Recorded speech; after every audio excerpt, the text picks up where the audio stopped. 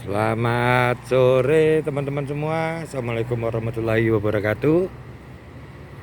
Kemarin ada yang tanya sama saya, lebih baik nanam cangkok atau sambungan ya. Ini kita bahaslah kelemahan dan kelebihannya masing-masing. Yang jadi masalah di sini tidak ada jambu kristal yang dari sambungan ya. Ini semuanya dari cangkokan, tapi ada jambu cegua. Tapi anggap saja sama lah, pertumbuhannya sama-sama jambu biji ya. Jadi kalau kita nanam jambu kristal, ada jambu biji. Kalau yang jadi dari sambungan kita bisa lihat sendiri. Nah itu tinggi ya. Nah ini jambu kristal yang dari biji, kelebihannya perakaran dia tentu akan lebih kuat. Artinya dia akan menghujam ke tanah, ada akar tunggangnya, dia akan lebih kuat, lebih tahan terhadap terpaan angin.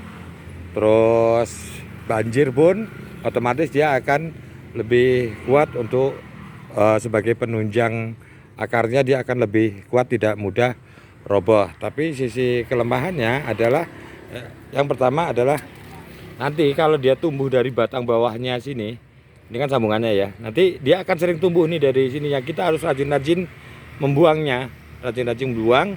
Kalau tidak nanti bisa kalah. Sebenarnya banyak juga yang gagal, misalnya dia tidak tahu bedakan batang bawah dengan atas, terutama yang pemula. Ini fatal karena atasnya naik, nanti mati tanamannya. Yang pertama. Yang kedua adalah rata-rata untuk yang sambungan itu pertumbuhannya dia lebih meninggi, lebih manjang, tidak rendah rimbun seperti itu dibanding dengan cangkokan. Sisi kelebihannya itu tadi, akarnya dia jauh lebih kuat, tapi untuk percabangannya harus kita rajin bentuk ya. Ini kemarin perasaan saya rajin motong, tapi ya masih pertumbuhannya dia dominan lebih manjang seperti itu, lebih ke atas dibandingkan dengan yang cangkokan, dia jauh lebih rindang. Kalau yang dari cangkokan kita lihat, ini dia lebih rendah, percabangannya dia akan jauh lebih banyak. Yang seumuran ya, yang seumuran dengan itu, bentar, ada di depan. Nah nih, itu di jalan saya taruh nih. Nah ini yang kelihatannya dia lebih rendah, lebih pendek daripada yang sambungan. Dia lebih rendah, terus buahnya juga dia langsung lebih banyak ya. Buahnya di mana-mana buah lebih banyak ya, karena dia pertumbuhannya lebih rendah, percabangannya lebih banyak. Ini juga nih, pertumbuhannya lebih bagus sih kalau menurut saya yang cangkokan, tidak seperti sambungan. Yang majang ini rata-rata kita dari cangkokan semua, makanya percabangannya bagus-bagus. Nah, kelemahannya itu akarnya otomatis dia cuma ada akar serabut saja, tidak ada akar tunjangnya, akan lebih mudah rebah, terutama untuk lahan yang labil seperti lahan gambut yang terlalu basah. Tapi menurut pengamatan saya ya, fair saja, selama ini untuk di tanah gambut pun kita nggak pernah kok ada kasus kejadian roboh terlalu banyak. Ada 1-2 ada kasus tanaman itu roboh, tapi tidak banyak. Karena apa? Karena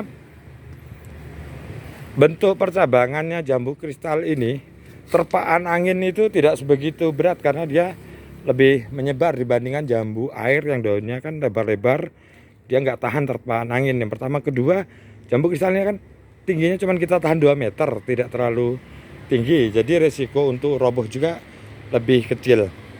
Nah sekarang kalau ditanyakan, saya akan milih dari cangkokan atau dari sambungan atau kolasi kalau untuk menanam jambu biji lah, entah itu kristal, sumi pala dan atau red diamond dan sebagainya. Tentu saya akan memilih cangkokan karena pertimbangannya, percabangannya lebih bagus, produktivitasnya lebih banyak, otomatis. Terus yang pertama, yang jelas itu saya tidak repot membuang cabang yang tumbuh dari bawah ya. Misalnya ini okulasi yang dari bawahnya ini kan dia akan tumbuh terus, walaupun kita tanam 8 tahun 10 tahun dia akan tumbuh terus. Nah itu kan merepotkan kita. otomatis pertumbuhan dia akan terbagi. Kalau kita nggak rajin membuang itu, produktivitas otomatis akan lebih rendah. Dan ini udah kita bahas video saya jauh sebelumnya, itu pernah kita bahas. Jadi itu teman-teman, kalau menurut saya tanam saja dari cangkokan, jangan dari okulasi atau sambungan sebisa mungkin ya. Mungkin itu aja yang kita bahas hari ini.